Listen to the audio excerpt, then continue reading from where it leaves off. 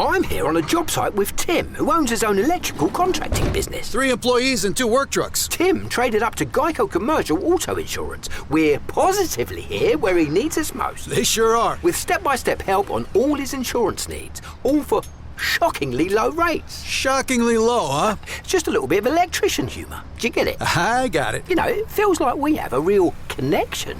All right, I'll stop. Get a commercial auto insurance quote today at geico.com and see how much you could save. Get more with Geico. Welcome to the Deep Dive. Today we're jumping into something that, well, often feels like a bit of a chore, doesn't it? Preparation. Right. We all know that feeling. But we're going to explore the unexpected magic that can be hidden inside it. Our source for this is a really delightful story. It's called The Magical Self-Packing Backpack. Sounds intriguing already. It is.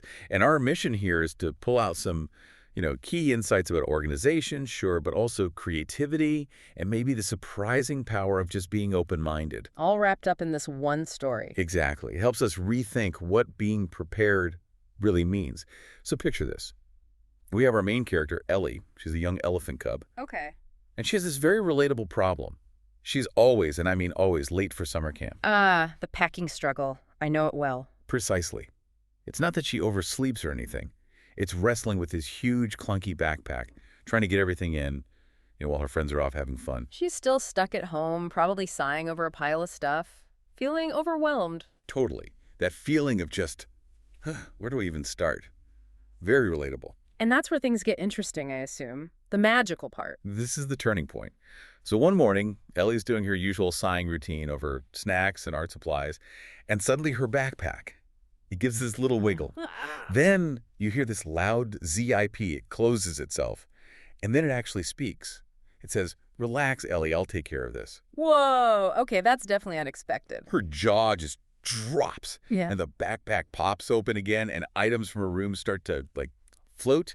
They dance their way into the bag. Dancing items. Yeah. Sunscreen does a little twirl. Her water bottle does a backflip. Even her stuffed frog just leaps right in. It's like chaos to choreography in seconds. So it's not just packing, it's packing with style. Exactly. But here's where it gets really interesting for our deep dive. This backpack isn't just about putting the obvious things in the bag. It goes beyond the checklist. Way beyond. The source calls it packing silly, surprising things. Things you wouldn't think of. Like what? Give me an example. Okay, so on the canoe trip, suddenly out pops this huge inflatable banana boat. A banana boat, seriously. Yep. Or during art hour, it gives her rainbow chalk that glows in the dark. And maybe the best one, she forgets her lunch one day. Oh no, every camper's nightmare. Right. But the backpack unzips, and out comes a whole picnic blanket, complete with star-shaped sandwiches. Okay, that's not just packing. That's some next-level anticipating needs. With flair. It's like playful genius, right? It's not just efficiency, it's creative problem solving. Which must have been weird for Ellie at first. I mean, you'd worry, wouldn't you? What if you pack something wrong, something silly? Absolutely. That was her first reaction. What if you pack something wrong? That anxiety about losing control. But the story shows that worry changing. It transforms pretty quickly into trust. Because every single time, the wrong or unexpected thing. It turns out to be exactly right. Precisely. It saves the day. Like a sudden downpour starts. Boom, out comes this gigantic umbrella, big enough for all her friends. Okay, that's useful. Or campfire smoke is bothering everyone.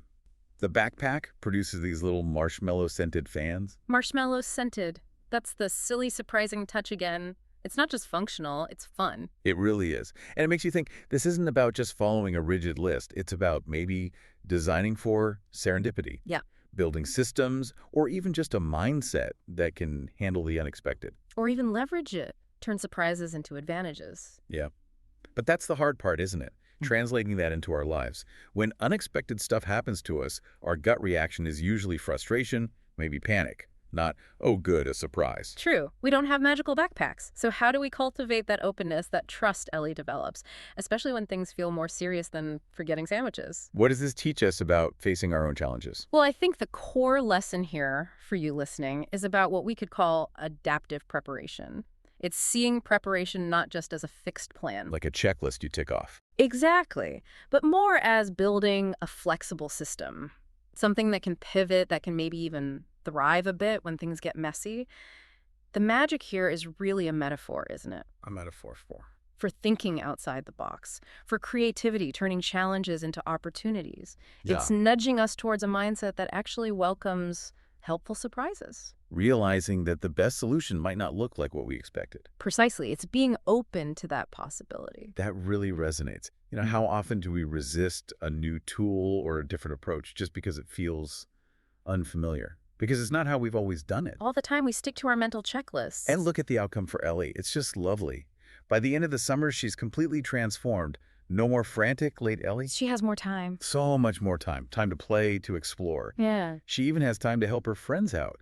It shows how good preparation, especially preparation that's flexible and imaginative, doesn't just prevent problems. It actually enhances the whole experience. It makes the adventure richer. Definitely. So I think the big takeaway from our deep dive today is really this idea. Being prepared doesn't have to be this dull, restrictive thing. It can be dynamic. Yeah, sometimes it's that mix organization plus imagination that creates the absolute best adventures, the best solutions. Which leaves us with a really interesting question to chew on, doesn't it? Go on. Well, how can we, in our regular lives, invite a bit of that magic? Or maybe it's just creative foresight. How do we turn our own mundane preparations, packing for a trip, planning a project, getting ready for the week? Yeah. How do we turn those into chances for unexpected joy, for smarter problem solving? What does being truly prepared even mean in a world that's just constantly throwing curveballs? That's good. How do we build systems that don't just withstand surprises, but maybe even benefit from them?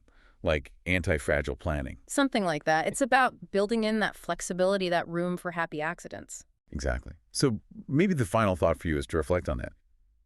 How can embracing the unexpected, the way Ellie learned to with her backpack, lead to richer experiences? In any adventure, really, big work projects or just planning your weekend. It's about designing things, perhaps, to welcome a bit of serendipity, not just defend against chaos,